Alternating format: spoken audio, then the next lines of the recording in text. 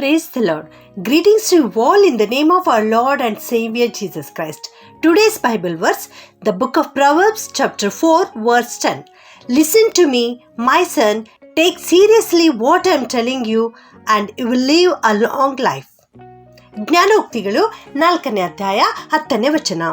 ಕಂದ, ಆಲಿಸಿ ನನ್ನ ಮಾತುಗಳನ್ನು ಕೇಳು, ಕೇಳಿದರೆ ನಿನ್ನ ಜೀವಮಾನದ ವರುಷಗಳು ಹೆಚ್ಚುವವು.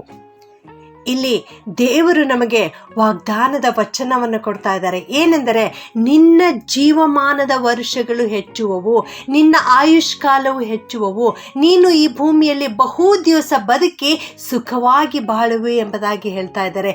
ಏನು ಮಾಡಿದರೆ ನಾವು ಈ ರೀತಿ ಈ ಲೋಕದಲ್ಲಿ ಸುಖವಾಗಿ ಬಹಳ ದಿನಗಳವರೆಗೆ ಬದುಕಲಿಕ್ಕೆ ಸಾಧ್ಯ ಎನ್ನುವಂಥದ್ದನ್ನು ದೇವರು ಇವತ್ತು ನಮಗೆ ತಿಳಿಸಿಕೊಡ್ತಾ ಇದ್ದಾರೆ. ಮೊದಲನೆಯದಾಗಿ ನಾವು ದೇವರ ಮಾತನ್ನು ಕೇಳಬೇಕು ಎಂಬುದಾಗಿ, ಎರಡನೆಯದಾಗಿ ನಿನ್ನ ತಂದೆ ತಾಯಿಗಳನ್ನು ಸನ್ಮಾನಿಸಬೇಕು ಎಂಬುದಾಗಿ, ಮೂರನೆಯದಾಗಿ ಕೆಟ್ಟದ್ದಕ್ಕೆ ಹೋಗದಂತೆ ನಾವು ಜಾಗರೂಕರಾಗಿರಬೇಕೆಂಬುದಾಗಿ ದೇವರ ವಾಕ್ಯ ನಮಗೆ ತಿಳಿಸಿಕೊಡ್ತಾ ಇದೆ. ಪ್ರಿಯರೇ, ಹೌದು, ಇಲ್ಲಿ ದೇವರು ನಮಗೆ ಕಂದ ಎಂಬುದಾಗಿ ಕರೆಯುತ್ತಾ ಇದ್ದಾರೆ. ಪ್ರೀತಿಯಿಂದ ಮಗನೇ ಎಂಬುದಾಗಿ ಕರೆಯುತ್ತಾ ನನ್ನ ಮಾತನ್ನು ಕೇಳು ಎಂಬುದಾಗಿ ಇಲ್ಲಿ ದೇವರು ಹೇಳ್ತಾ ಇದ್ದಾರೆ. ಒಂದು ವೇಳೆ ನೀನು ನನ್ನ ಮಾತನ್ನು ಕೇಳಿದರೆ ನಿನ್ನ ಜೀವಮಾನದ ವರ್ಷಗಳು ಹೆಚ್ಚುವವೋ ಎಂಬುದಾಗಿ ಇಲ್ಲಿ ದೇವರು ನಮಗೆ ತಿಳಿಸಿಕೊಡ್ತಾ ಇದ್ದಾರೆ. ಪ್ರಿಯರೇ, ಹೌದು, ನಾವು ಈ ಲೋಕದಲ್ಲಿ ಬದುಕಿರಬೇಕಾದರೆ, ಸುಖವಾಗಿ ಬಾಳಬೇಕಾದರೆ ನಾವು ಕರ್ತನ ಮಾತುಗಳನ್ನು ಕೇಳಿಸಿಕೊಳ್ಳುವಂಥವರಾಗಿರಬೇಕು. ಜ್ಞಾನೋಕ್ತಿಗಳು 3:2ನೇ ವಚನದಲ್ಲಿ ದೇವರ ವಾಕ್ಯ ಈ ರೀತಿ ತಿಳಿಸ್ತದೆ. ಅವು ನಿನ್ನ ದಿನಗಳನ್ನು ಹೆಚ್ಚಿಸಿ ನಿನ್ನ ಆಯುಷ್ಯವನ್ನು ವೃದ್ಧಿಗೊಳಿಸಿ ನಿನಗೆ ಸುಕ್ಷೇಮವನ್ನುಂಟು ಮಾಡುವವು ಎಂಬುದಾಗಿ.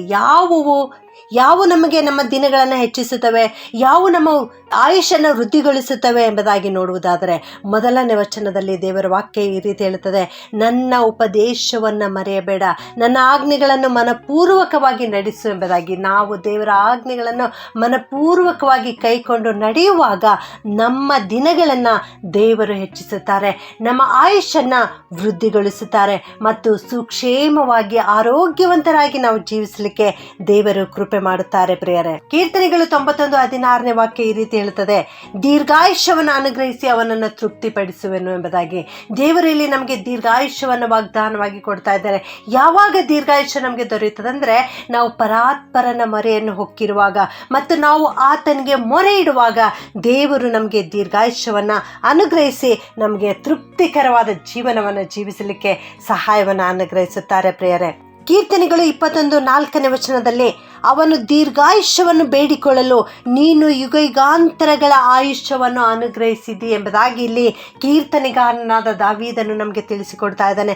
ನಾವು ದೇವರಲ್ಲಿ ಕೇಳಿಕೊಳ್ಳುವಾಗ, ದೇವರಲ್ಲಿ ಬೇಡಿಕೊಳ್ಳುವಾಗ, ನಾವು ದೀರ್ಘಾಯುಷ್ಯವನ್ನು ಆತನಲ್ಲಿ ಕೇಳಿಕೊಳ್ಳುವಾಗ ಆತನು ನಮಗೆ ಯುಗಯುಗಾಂತರಗಳ ಆಯುಷ್ಯವನ್ನು ನಮಗಾಗಿ ಕೂಡಿಸಿಕೊಡುವ ಆತನಾಗಿದ್ದಾನೆ. ಪ್ರಿಯರೇ, ಮೊದಲನೇ ಅರಸುಗಳು 3ನೇ ಅಧ್ಯಾಯ 14ನೇ ವಚನದಲ್ಲಿ ದೇವರ ವಾಕ್ಯ ಈ ರೀತಿ ಹೇಳ್ತದೆ, ನೀನು ನಿನ್ನ ತಂದೆಯಾದ ದಾವೀದನಂತೆ ನನ್ನ ಮಾರ್ಗದಲ್ಲಿ ನಡೆದು ನನ್ನ ಆಜ್ಞಾವಿಧಿಗಳನ್ನು ಕೈಕೊಳ್ಳುವುದಾದರೆ ನಾನು ನಿನ್ನ ಆಯುಷ್ಯವನ್ನು ಹೆಚ್ಚಿಸುವೆನೆಂಬುದಾಗಿ ದೇವರಲ್ಲಿ ಅರಸನಾದ ಸೊಲೊಮೋನನಿಗೆ ಹೇಳ್ತಾ ಇದ್ದಾರೆ. ಹೌದು, ನಾವು ದೇವರ ಆಜ್ಞಾವಿಧಿಗಳನ್ನು ಕೈಕೊಂಡು ನಡೆಯುವಾಗ ದೇವರು ನಮ್ಮ ಆಯುಷ್ಯನ್ನು ಹೆಚ್ಚಿಸುತ್ತಾರೆ. ಪ್ರಿಯರೇ, ಧರ್ಮೋಪದೇಶ ಕಾಂಡ 6ನೇ ಅಧ್ಯಾಯ 2ನೇ ವಚನದಲ್ಲಿ ದೇವರ ವಾಕ್ಯ ಈ ರೀತಿ ತಿಳಿಸ್ತದೆ, ದೇವರು ನಮಗೆ ಅಲ್ಲಿ ಆಜ್ಞೆಯನ್ನು ಕೊಡ್ತಾ ಇದ್ದಾರೆ, ನೀನು ಬಹುಕಾಲ ಬಾಳಬೇಕೆಂಬುದಾಗಿ. ನಾನು ಈಗ ನಿನಗೆ ಬೋಧಿಸುವ ಆತನ ಆಜ್ಞಾ ವಿಧಿ ನಿರ್ಣಯಗಳನ್ನೆಲ್ಲ ಅನುಸರಿಸಬೇಕೆಂದು ಮತ್ತು ನೀನು ಬಹುಕಾಲ ಬಾಳಬೇಕೆಂದು ದೇವರು ನಮಗೆ ಇಲ್ಲಿ ಆಜ್ಞಾಪನೆ ಮಾಡ್ತಾ ಇದ್ದಾರೆ. ಹೌದು, ದೇವರು ಮಾನವನನ್ನು ತನ್ನ ಸಾರೂಪ್ಯದಲ್ಲಿ ಉಂಟು ಮಾಡಿದ್ದಾರೆ. ಕನಿಕರವುಳ್ಳ ದೇವರು, ಆತನು ನಮ್ಮನ್ನು ಪ್ರೀತಿಸಿದ್ದಾರೆ, ಆಶೀರ್ವದಿಸಿದ್ದಾರೆ. ನನ್ನ ಮಗನು, ನನ್ನ ಮಗಳು ಆರೋಗ್ಯವಂತರಾಗಿರಬೇಕು, ನನ್ನ ಮಕ್ಕಳು ಈ ಲೋಕದಲ್ಲಿ ಬಹು ದಿವಸ ಬದುಕಿ ಸುಖವಾಗಿ ಬಾಳಬೇಕು, ಅವರಿಗೆ ದೀರ್ಘಾಯುಷ್ಯವನ್ನು ಅನುಗ್ರಹಿಸಬೇಕೆಂಬುದಾಗಿ ದೇವರು ಇಲ್ಲಿ ನಮಗೆ ತಿಳಿಸಿಕೊಡ್ತಾ ಇದ್ದಾರೆ. ನಮಗೆ ದೀರ್ಘಾಯುಷ್ಯ ದೊರೆಯುವುದಾದರೆ, ಬಹು ದಿವಸ ಸುಖವಾಗಿ ನಾವು ಬಾಳಬೇಕಾದ್ರೆ ನಾವು ದೇವರ ಆಜ್ಞೆಗಳನ್ನು ಕೈಕೊಂಡು ನಡೆಯಬೇಕು. ದೇವರ ಮಾತನ್ನು ಕೇಳಿ ಅದನ್ನು ಅನುಸರಿಸಿ ನಡೆಯುವಂಥವರಾಗಿರಬೇಕು. ನಮ್ಮ ತಂದೆ ತಾಯಿಗಳ ಮಾತನ್ನು ನಾವು ಕೇಳುವಂಥವರಾಗಿರಬೇಕು. ದಶಾಜ್ಞೆಗಳಲ್ಲಿ 5ನೇ ವಾಕ್ಯ ಈ ರೀತಿ ಹೇಳ್ತದೆ, ನೀನು ನಿನ್ನ ತಂದೆ ತಾಯಿಗಳನ್ನು ಸನ್ಮಾನಿಸಿದರೆ ಈ ಭೂಮಿಯಲ್ಲಿ ಬಹು ದಿವಸ ಬದುಕಿ ಸುಖವನ್ನು ಪಡೆಯುವೆ ಎಂಬುದಾಗಿ. ಹೌದು ನನ್ನ ಪ್ರಿಯ ದೇವಜನರೇ, ನಾವು ಕರ್ತನ ಆಜ್ಞೆಯನ್ನು ಅನುಸರಿಸಿ ನಡೆಯೋಣ. ತಂದೆ ತಾಯಿಗಳನ್ನು ಸನ್ಮಾನಿಸಿ ಈ ಲೋಕದಲ್ಲಿ ಜೀವಿಸೋಣ ಮತ್ತು ಯಾವ ಕೆಟ್ಟತನಕ್ಕೂ ಹೋಗದಂತೆ ಜೀವಿಸೋಣ. ಆಗ ದೇವರು ನಮಗೆ ದೀರ್ಘಾಯುಷ್ಯವನ್ನು ಅನುಗ್ರಹಿಸುತ್ತಾರೆ. ಪ್ರಾರ್ಥನೆ ಮಾಡಿಕೊಳ್ಳೋಣ. ಪ್ರೀತಿಯ ಪರಲೋಕದ ತಂದೆಯಾದ ದೇವರೇ, ನಿನಗೆ ಸ್ತೋತ್ರ ಉಂಟಾಗಲಿಪ್ಪ. ಇಂದು ನೀವು ಕೊಟ್ಟಿರೋ ವಾಗ್ದಾನದ ವಾಕ್ಯಕ್ಕೋಸ್ಕರ ಸ್ತೋತ್ರಪ್ಪ. ಕಂದ, ನನ್ನ ಮಾತುಗಳನ್ನು ಕೇಳಿದರೆ ನಿನ್ನ ಜೀವಮಾನದ ವರ್ಷಗಳು ಹೆಚ್ಚುವವು ಎಂಬುದಾಗಿ ಇವತ್ತು ನಮಗೆ ಕಲಿಸಿಕೊಟ್ಟಿದ್ದೀರಿ ತಂದೆಯೇ, ನಿನಗೆ ಸ್ತೋತ್ರಪ್ಪ. ಹೌದು ಸ್ವಾಮಿ, ನಾವೆಲ್ಲರೂ ನಿನ್ನ ಮಾತನ್ನು ಕೇಳಿ ನಿನ್ನ ಆಜ್ಞೆಗಳನ್ನು ಅನುಸರಿಸಿ ನಿನ್ನ ಕಟ್ಟಳೆಗಳನ್ನು ಕೈಕೊಂಡು ನಡೆಯಲಿಕ್ಕೆ ನಮಗೆ ಕೃಪೆ ಮಾಡು. ನಮ್ಮ ತಂದೆ ತಾಯಿಗಳನ್ನು ಸನ್ಮಾನಿಸಲಿಕ್ಕೆ ಕೃಪೆ ಮಾಡು. ಕೆಟ್ಟದಕ್ಕೆ ಹೋಗದಂತೆ ಜಾಗರೂಕತೆಯಿಂದ ನಮಗೆ ಜೀವಿಸಲಿಕ್ಕೆ ಕೃಪೆಯನ್ನು ಅನುಗ್ರಹಿಸಪ್ಪ.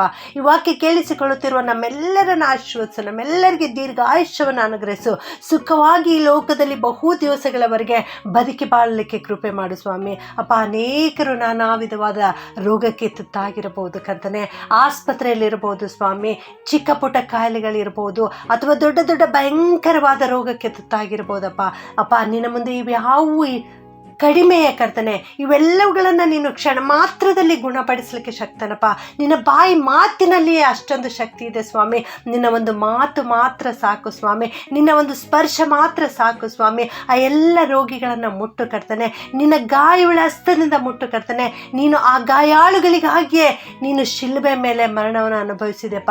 ನಿನ್ನ ಗಾಯಗಳಿಂದ, ನಿನ್ನ ಬಾಸುಂಡೆಗಳಿಂದ ನಮಗೆ ಗುಣವಾಗುತ್ತದೆ ತಂದೆಯೇ. ಅದಕ್ಕಾಗಿ ಸ್ತೋತ್ರಪ್ಪ. ನಿನ್ನ ವಾಕ್ಯವನ್ನು ದೂತರನ್ನು ಎಂಬಂತೆ ಆ ರೋಗಿಗಳ ಹತ್ತಿರ ಕಳಿಸಿಕೊಡು ಸ್ವಾಮಿ. ಅವರನ್ನು ಗುಣಪಡಿಸು, ಅವರನ್ನು ಸ್ವಸ್ಥಪಡಿಸು ಸ್ವಾಮಿ. ನೀನು ಯೆಹೋವ ರಾಫ ದೇವರಾಗಿದ್ದಿದ್ದೇವಾ, ಅದಕ್ಕಾಗಿ ಸ್ತೋತ್ರ. ಗುಣಪಡಿಸುವ ಆತನು, ಸೌಖ್ಯದ ಆತನು ನೀನಾಗಿದ್ದಿ ತಂದೆಯೇ. ಅದಕ್ಕಾಗಿ ನಿನಗೆ ಸ್ತೋತ್ರಪ್ಪ. ಎಲ್ಲರನ್ನ ಗುಣಪಡಿಸು. ಅಂದು ಇಸ್ರಾಯೇಲರಿಗೆ ನಾನೇ ನಿಮಗೆ ಆರೋಗ್ಯದಾಯಕನೆಂಬುದಾಗಿ ಹೇಳಿದ ದೇವರೇ, ನಿನ್ನ ಆರೋಗ್ಯವನ್ನು ಇವರ ಮೇಲೆ ಸುರಿಸು ಸ್ವಾಮಿ.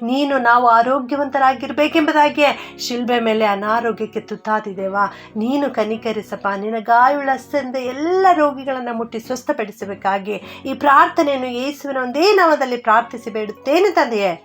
ಆಮೆನ್.